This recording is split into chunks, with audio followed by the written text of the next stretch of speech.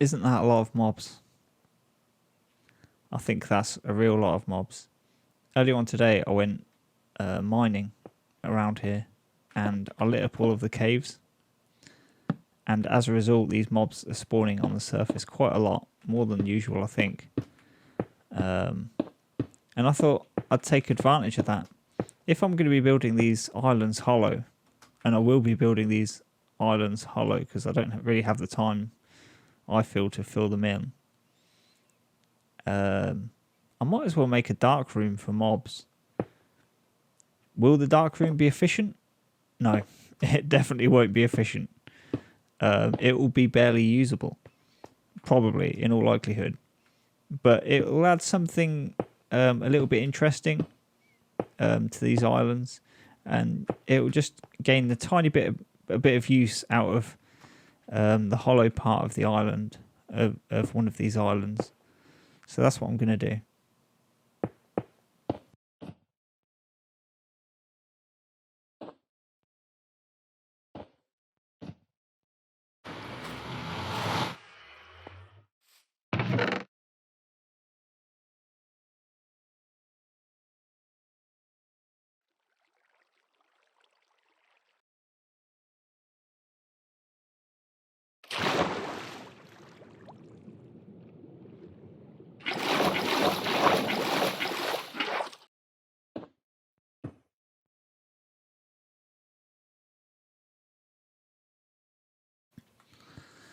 Okay, so what I need now is a hopper clock, and here's how I think you put that together.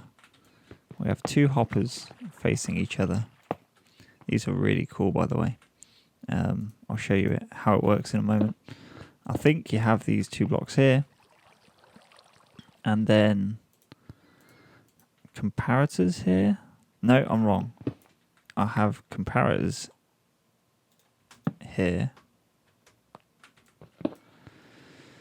like that, and then two blocks there, and then we get some redstone dust, put that there, and then some sticky pistons facing inwards, and then a block here. Let's just use this wood. So what happens is, if we put this sand in here, oh, this should not be that. Hold on a second. This should actually be a redstone block. Let's put this back down. Okay, so, yep. So the way this works is it transfers whatever you put in this hopper into the other hopper, and then switches it over. So the more items you put in there, the longer it takes. So it's essentially a really precise timer with a really small footprint. But what I want to do is I want to turn that solid signal into a pulse. This is essentially a pulse. The signal that I just gave it went on and then went off, rather than stayed on the entire time, if that makes sense. So at the moment this is staying on the entire time, and we actually want it to kind of flash on and flash off immediately. So there might be a better way of doing this than what I'm going to do now, but this is the way that I know how to do this. It's using a comparator and a repeater. A comparator will, let me get some more redstone here. A comparator will pass a redstone signal through as long as the redstone signal going into the back of it is greater than the redstone signal going into the side of it, right? So if we use a repeater, which extends a redstone signal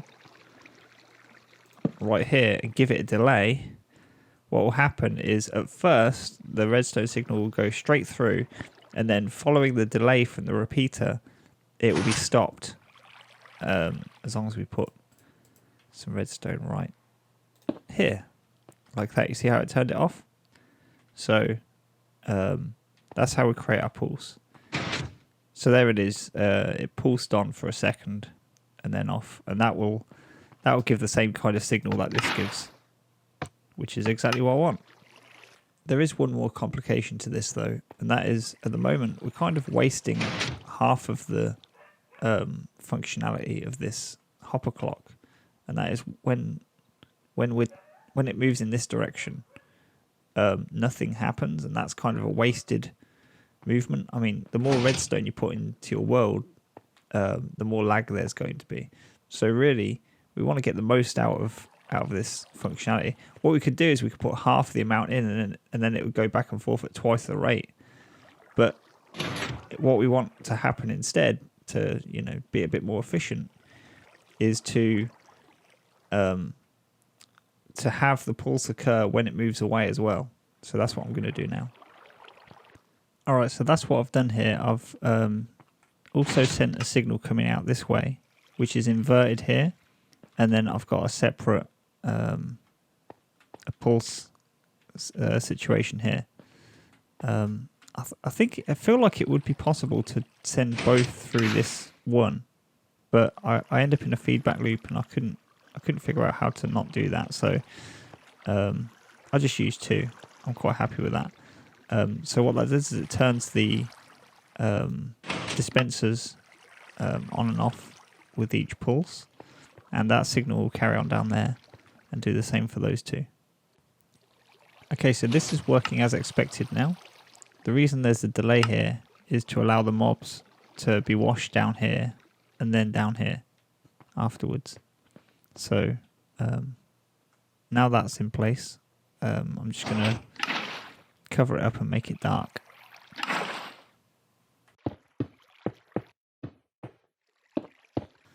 And it's done. See you in the next episode.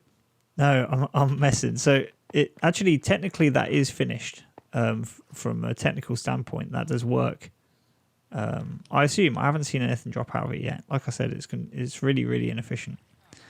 But the difficult part now is going to be making that not look like that, making it disguised as an island, and it's going to take up a lot of, probably a lot of scaffolding and a lot of stone and a lot of dirt.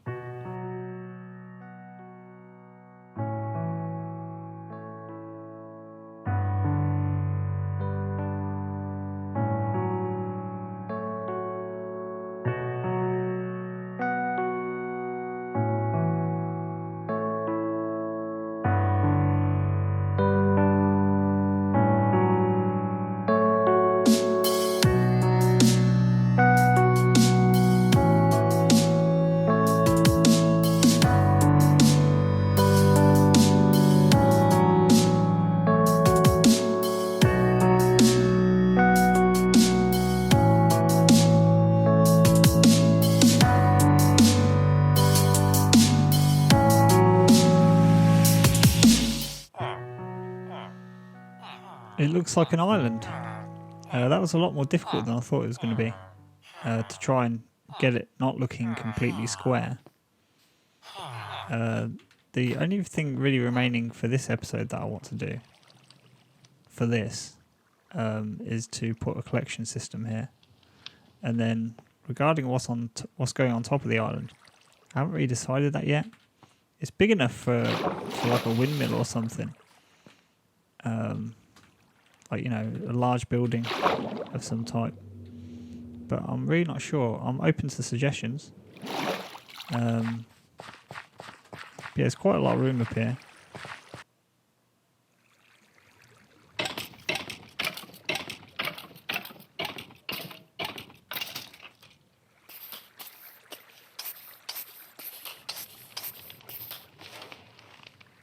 And that's that done for now.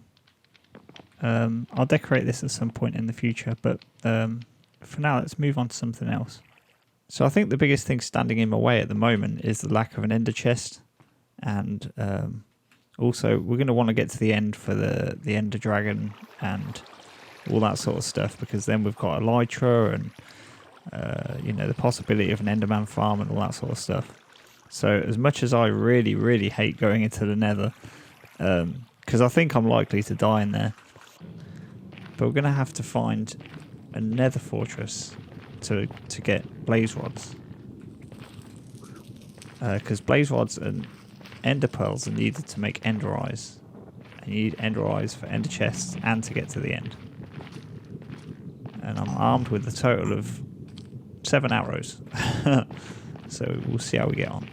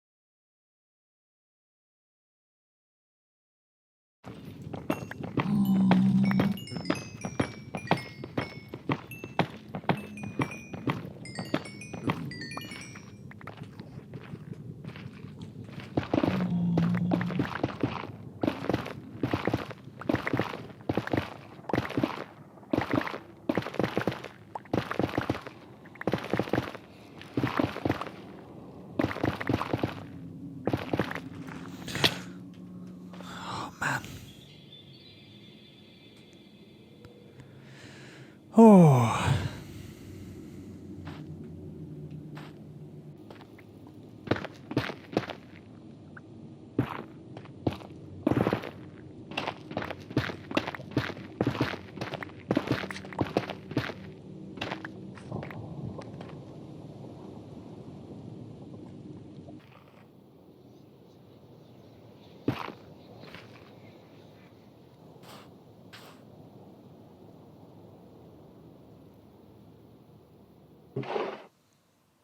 Okay, so I've been looking for a nether fortress for quite a long time now, and haven't found anything.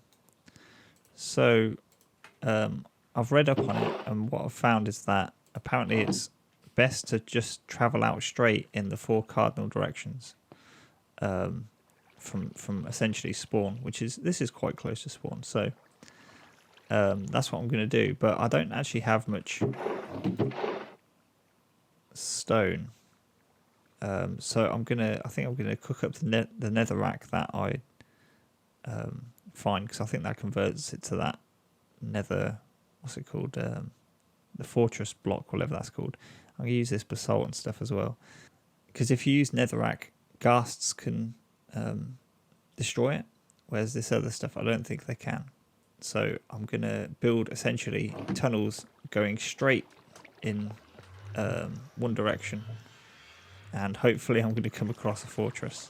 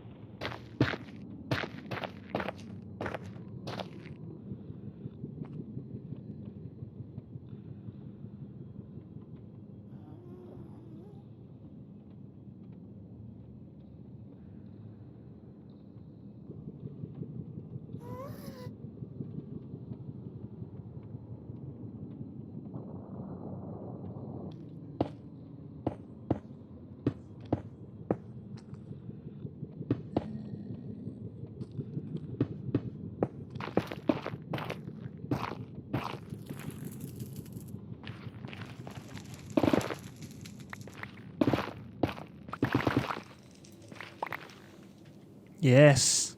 Oh man, that's actually not that far.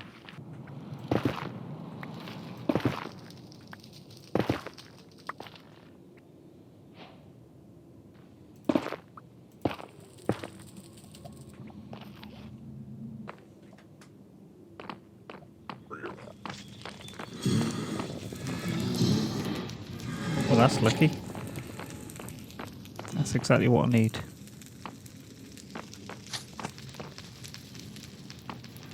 course, I have no arrows, and I don't think I've got a... I've got a bit of fire protection. Let's see how we get on.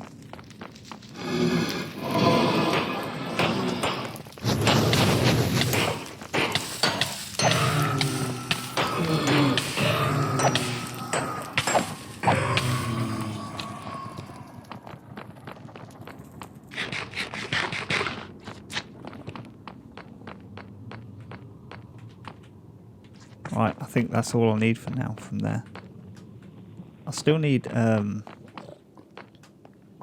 ender pearls. I think I've got one ender pearl. So we need to find a way of getting more of those. Now you guys, can you come this way?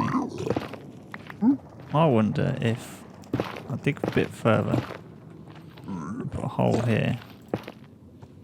I'll throw something into the hole. Does that work? Come on, get it. Yes.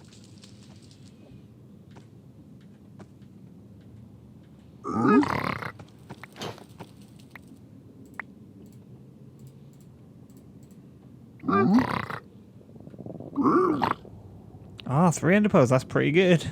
That's a good start. So it's looking like I got really lucky really early on because I've received a lot of junk from these guys. But no more ender pearls so far. Although the arrows are really useful. But a lot of this stuff can go straight back in that hole. Almost out of... Got a total of 32 gold left. Okay, and we're out, so... Yeah, run out of... no more ender pearls.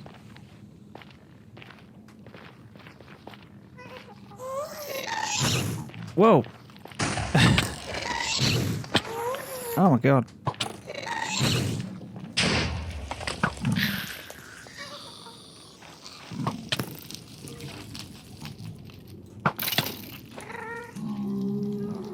This will hopefully help with my inventory problem. Somewhat. So I'm going to have to carry around the silk touch.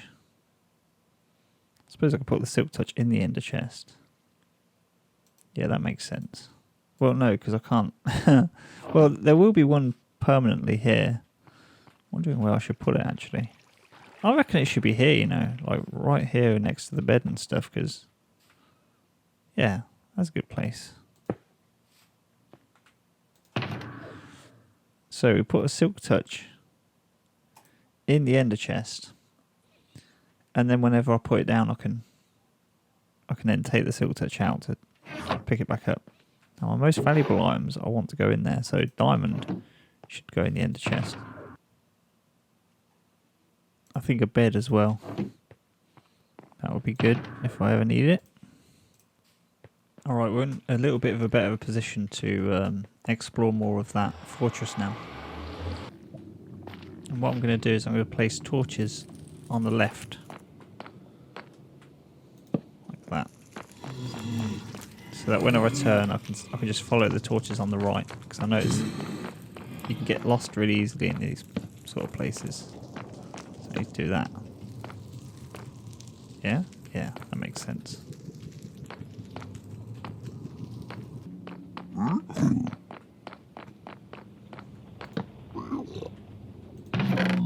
Oh, nice.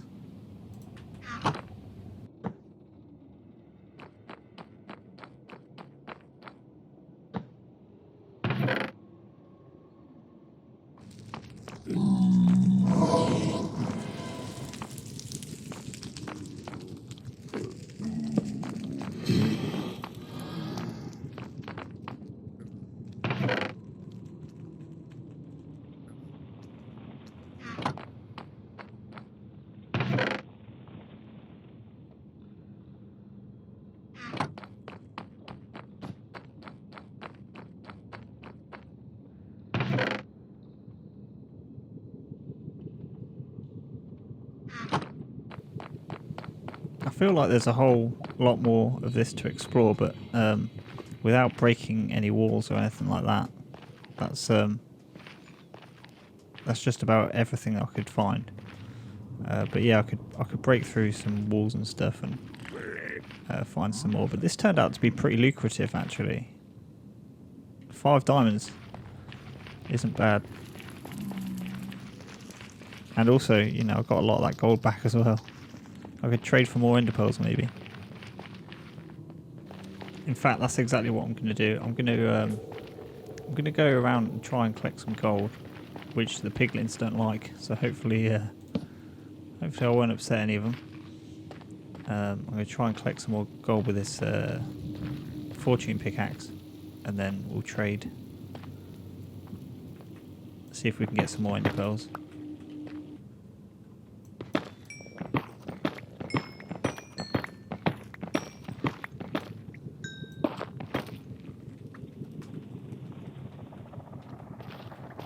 Uh-oh, I think I offended a guy. Put that there just in case. Hey, fellas.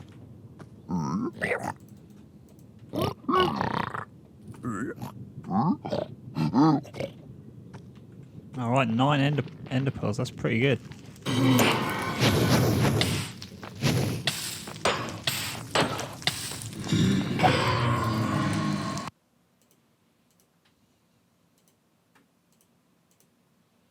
11 eyes of ender. You know what that means? That means we're going to the end. Right, well, I've prepared a suitcase of all the things that I think I'm going to need.